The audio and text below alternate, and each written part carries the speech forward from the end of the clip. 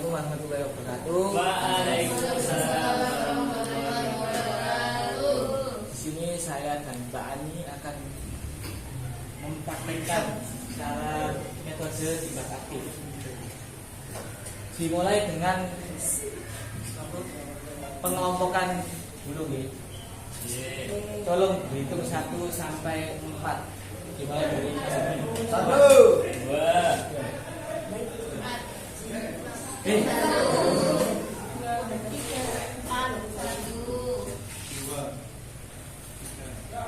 4.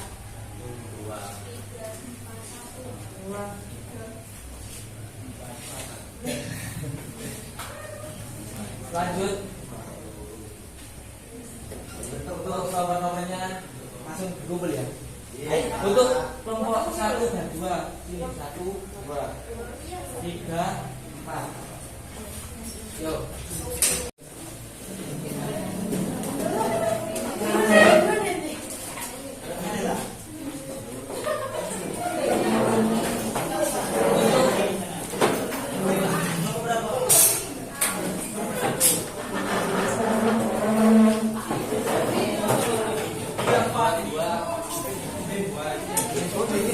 Berhadapan sama 3, 4. Ya.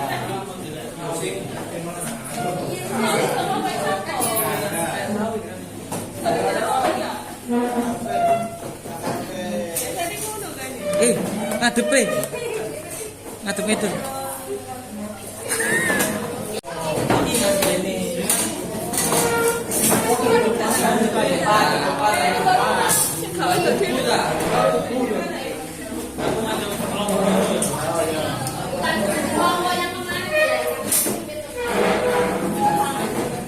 Apa itu ya? Tawuran.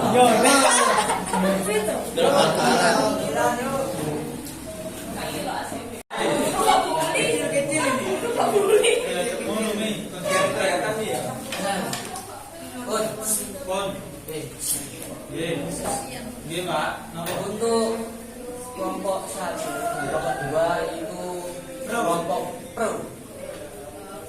Dan kelompok 3, 4 ini pro. Salah kan, salah. Jadi, iya dong. untuk kali ini saya akan belajar tema tentang teknologi informasi. Teknologi informasi. Dimohon untuk memperhatikan ya. Iya, Pak. Jadi, langsung saja. Untuk dalam era milenial ini, teknologi pasti tidak akan mudah atau tidak akan pernah tidak dipakai. Jadi pasti dipakai kan. Kita mengambil teknologi handphone yang biasanya dipakai pada perkuliahan. Tetapi di sini permasalahannya adalah ketika handphone dipakai oleh bukan anak perkuliahan, tapi dipakai oleh anak sekolah, misal anak SMP atau SMA.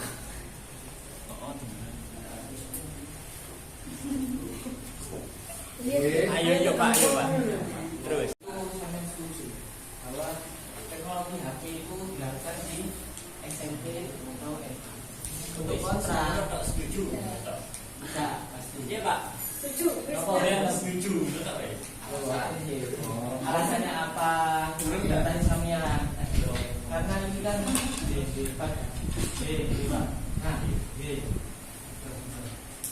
untuk alasan samia handphone yang dipakai SMA atau MTS, kita SMP, SMA, MTS itu sampean monggo sekarang buat ya.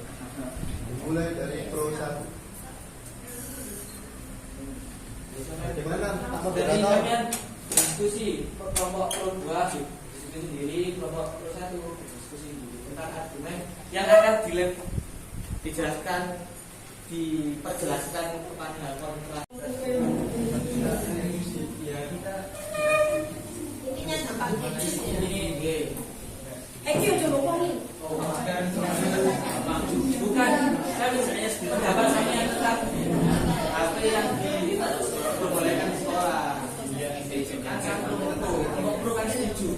HP yang digunakan di sekolah? Sudah dimulai. Maksudnya dimulai mengutarakan. Akan mengutarakan. Jadi untuk program satu dan dua itu ada satu orang yang aktif ini menyarankan bahwa ketika metode dibatasi di sekolah Oh iya. harusnya siswa itu belajar sebelum masuk di materi. Jadi minggu kemarin seharusnya belajar. Tapi Tadi malam sudah belajar, Pak. Bapak mana? ya, Kan kelas akselerasi. mana siap? Nomor satu dan dua. Ada. Bismillah. Langsung lah. G. Menurut saya, kenapa kok HP itu diperbolehkan dalam kalangan pelajar di SMP atau SMA? Nah, kalau kita lihat kan zaman sekarang kan sudah menggunakan teknologi yang maju ya. Otomatis dalam pembelajaran sendiri juga sudah menerapkan media pembelajaran elektronik juga. Kemudian yang kedua itu banyak sekali pelajar yang sudah tidak gaptek lagi dalam penggunaan HP. Nah, ini kalau ditarik kesimpulan dari dampak negatif, dampak positifnya dalam penggunaan HP bagi pelajar di sekolah, ya di sekolah itu menurut saya dengan ini setuju aja. Kenapa? Karena manfaat HP itu banyak sekali, khususnya media elektronik. Nah, yang pertama itu mungkin manfaatnya bisa mempermudahkan mereka dalam pengerjaan tugas. Nah, perlu kita ketahui dalam mencari referensi dalam menjawab soal ataupun dalam media pembelajaran itu tidak hanya murni dari buku saja atau paket, ya kan? Karena sekarang itu media pembelajaran sudah luas, bisa diakses melalui web ataupun dari internet lainnya. Jadi itu mungkin bisa digunakan untuk mempermudah tugas siswa dalam penggunaan HP juga. Nah, tapi syaratnya itu tidak boleh sering-sering. Jadi ada jedanya untuk atau ada batas maksimumnya untuk mereka menggunakan HP tersebut. Itu. Terus yang kedua bisa mengembangkan kemampuan siswa dalam mengembangkan kreativitasnya mereka dalam mencari referensi juga di HP juga. Tuh, terus juga sebagai media refreshing. Nah, kalau kita ketahui kan kalau di sekolah itu kan belajarnya itu kan biar supaya tidak monoton itu aja melihat buku bosen. Jadi mereka bisa menggunakan handphone itu untuk belajar. Medianya itu media menggunakan. Untuk kelompok kontra satu monggo diskusi rumiyin. Langsung saja. Tak betah. Yo.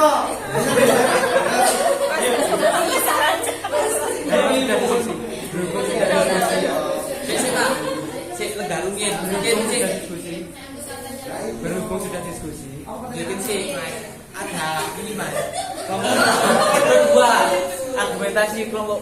Seharusnya Bapak jelaskan urutannya bagaimana Bapak. Ya sampai dipikir diskusi dulu. Ayo untuk kelompok pro 2.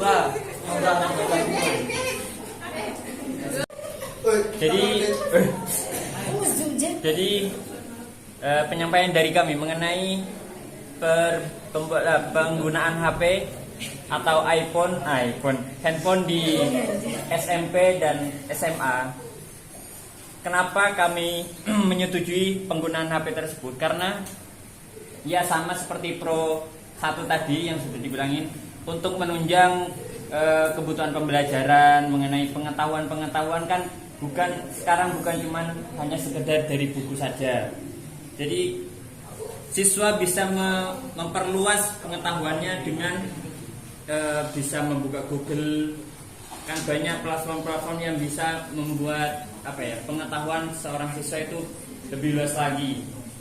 Dan juga sebagai penunjang masa depannya, karena sekarang saja media sudah seperti ini, apalagi 2 tahun 3 tahun ke depan, bagaimana perkembangan media ataupun alat elektronik yang sudah semakin berkembang ke depannya. Jadi agar siswa yang masih belajar di bawah kita ini, adik-adik kita, itu bisa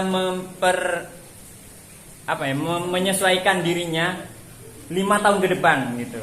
Jadi tidak gaptek. Wah, Pak Gibran dong berarti. iya. Jadi lebih leluasa, lebih lebih menguasai teknologi lagi. Jadi peperangan yang akan dihadapinya nanti bukan cuma sekedar dari buku, tapi juga dalam teknologi. Jadi bisa mengantisipasi Indonesia ke depannya maju atau tidaknya, seperti itu. Oke, terima kasih G Mas Yuda dari kelompok. Pendapat atau penanggapan dari Pernyataan keliru penanggapan. Monggo Mas. Kami dari sini, kami dari pihak kontra ini Kami dari sini.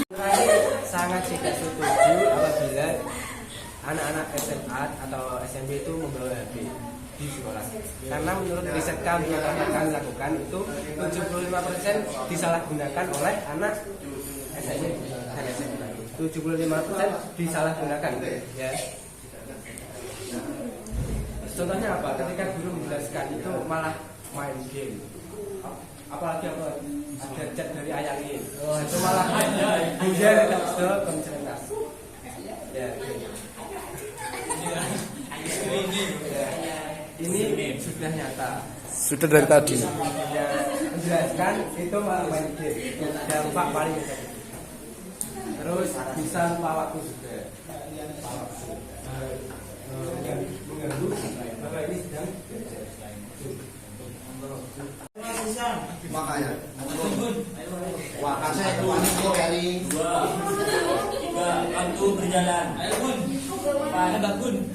aduh dong sumine iki. Berisi tenan ketua umum. Hitungan 10 diskualifikasi. Terus welek. Pas tok elek. Wes Mbak. Monggo. Dari kelompok kontra 2. Ngomongnya yo. dijelaskan bisa mengakses pengetahuan. Nah ini saya tanyakan lagi, pengetahuan yang model apa?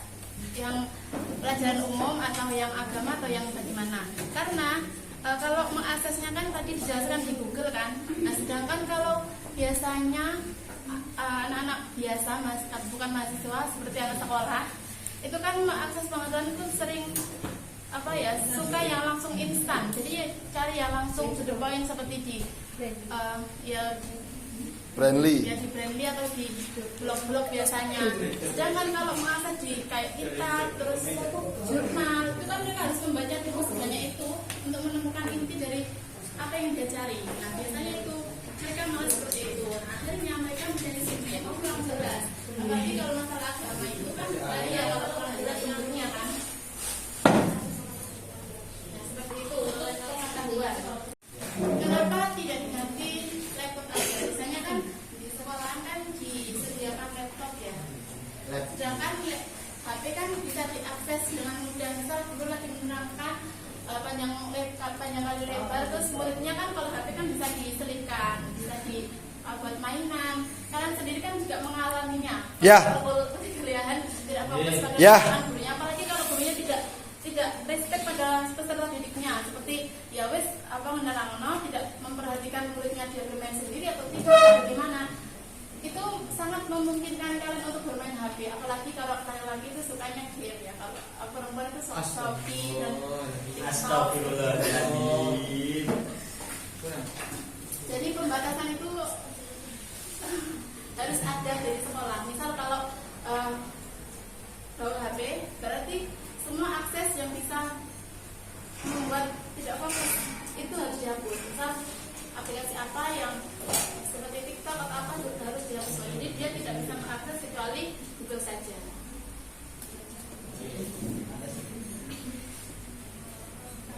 Bagaimana masalah? Pasti tidak setuju. Yo. Jadi pasal tidak setuju. Jadi saya mohon untuk kelompok terus satu menanggapi kelompok kontra 2.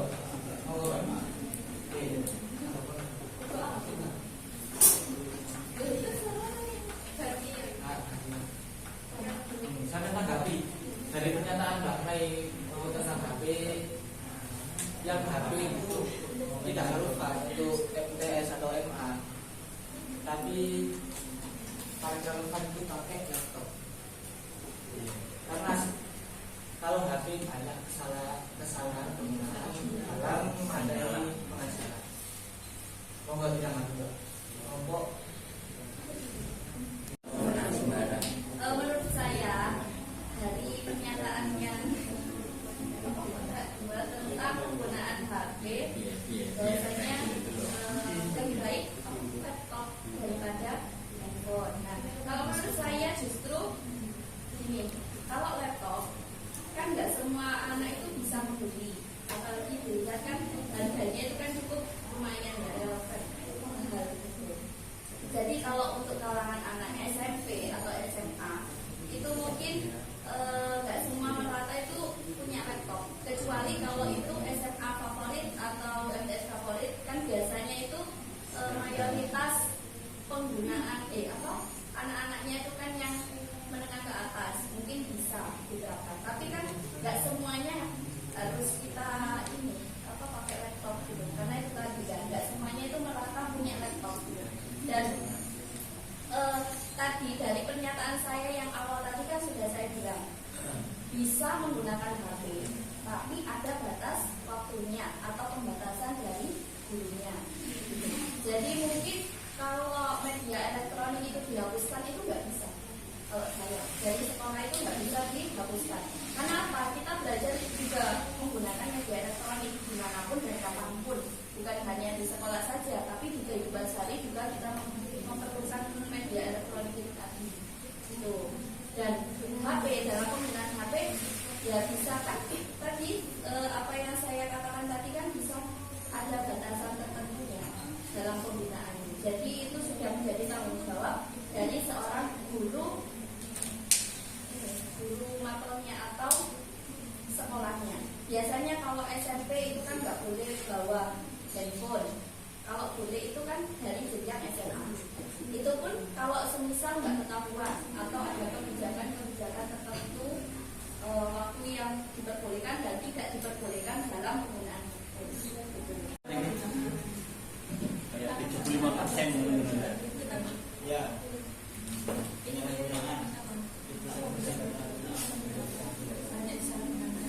Jadi kami mau menanggapi dari pernyataan kontra satu mengenai 70 data yang telah disebutkan tadi, yaitu 75% penyalahgunaan HP yang dilakukan oleh para siswa SMP atau SMA. Jadi di sini kami memperjelas mengenai penggunaan HP di dalam sekolah. Di dalam sekolah itu mestinya seorang guru atau sekolah itu menetapkan peraturan-peraturan yang harus dilakukan oleh siswa-siswanya. Jadi dalam penggunaan HP tersebut terdapat beberapa aturan, seperti halnya HP boleh digunakan hanya di waktu tertentu. HP diperbolehkan hanya untuk mencari referensi-referensi yang dibutuhkan. Jadi seperti itu. Jadi tidak kadang ada tuh pengetahuan saya di sekolah di rumah saya itu memang dia diperbolehkan bawa HP, tapi diperbolehkannya digunakan itu saat ada tugas atau setelah pelajaran. Tapi di saat pelajaran berlangsung itu tidak diperbolehkan. Karena apa? Untuk menghindari seperti tadi kesalahan-kesalahan tersebut, penyalahgunaan HP tersebut. Maka dari itu diadakan waktu-waktu tertentu untuk menggunakan HP, kecuali di saat pembelajaran itu ada tugas-tugas atau sesuatu yang memungkinkan untuk menggunakan HP. Maka dari itu diperbolehkannya menggunakan HP tersebut. Jadi seperti itu. HP di sekolah itu harus sesuai dengan pengawasan guru, pengawasan sekolah. Jadi tidak semena-mena digunakan oleh siswa. kalau pas waktu pembelajaran seperti itu.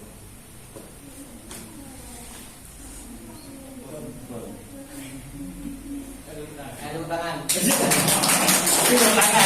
Kelompok pro 1, pro 2, dan kelompok pro 1. Monggo. Iya, kontra 1 ya. Terus pro 2 dan kontra 1. Monggo didiskusikan untuk kesimpulan dari sampean.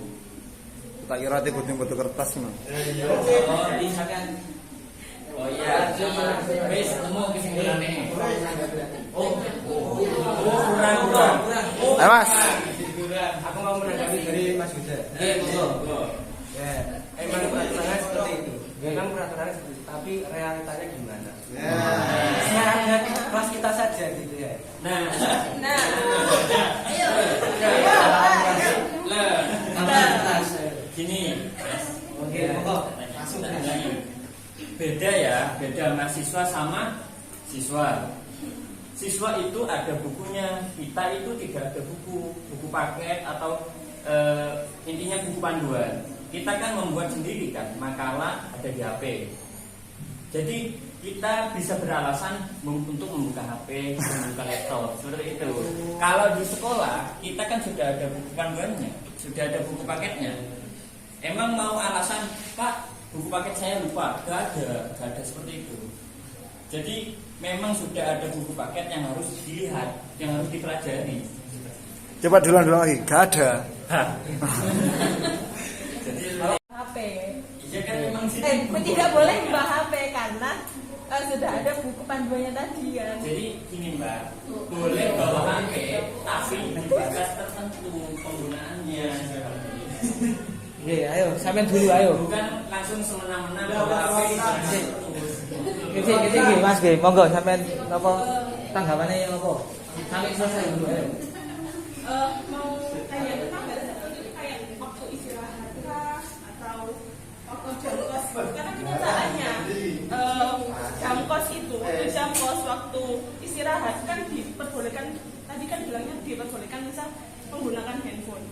Misalnya namanya anak itu kan biasanya ada yang manut, ada yang tidak manut dengan peraturan sekolah. Nah, kebanyakan biasanya handphone ini dibuat selfie misal sama pacarnya. Nanti dilihat sama masyarakat atau ibu-ibu wali murid di jam sekolah. Jadi nanti memperburuk nama sekolahnya juga itu. Nah, bagaimana? Menyala. Nyala. Gak mari-mari ayo wis, gak usah mari wis. Sampai Kesimpulan. Ya iki lho basket mau gak mau tanggap ya. Ngawur kok. Sik.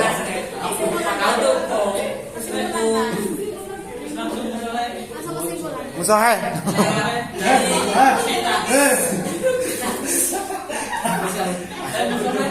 Untuk Lumayan jamin.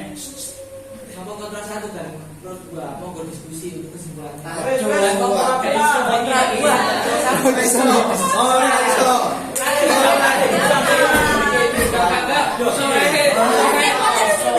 Karena ini Jadi ini memperbolehkan sana tidak.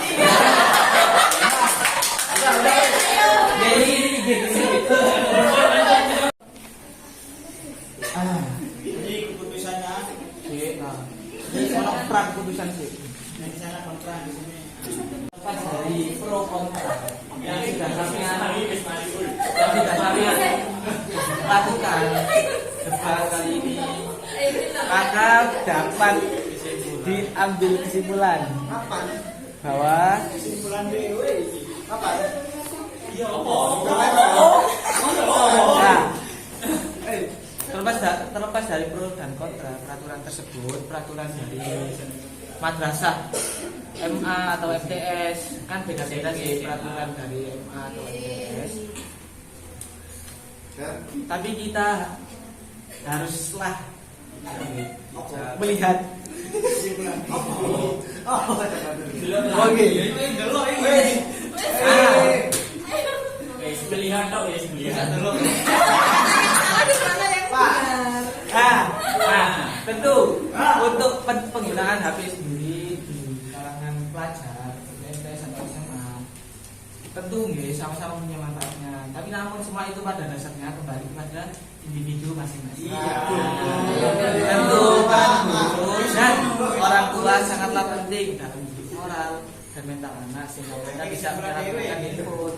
Kedua belah pihak harus duduk bersama dan menentukan sikap yang tepat untuk kebaikan.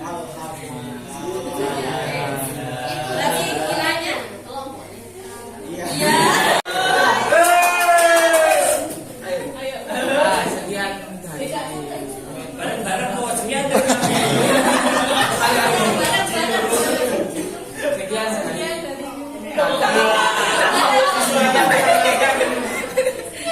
apabila ada kekurangan dalam metode Sampun sekian, Pak. mungkin karena saya Sekian.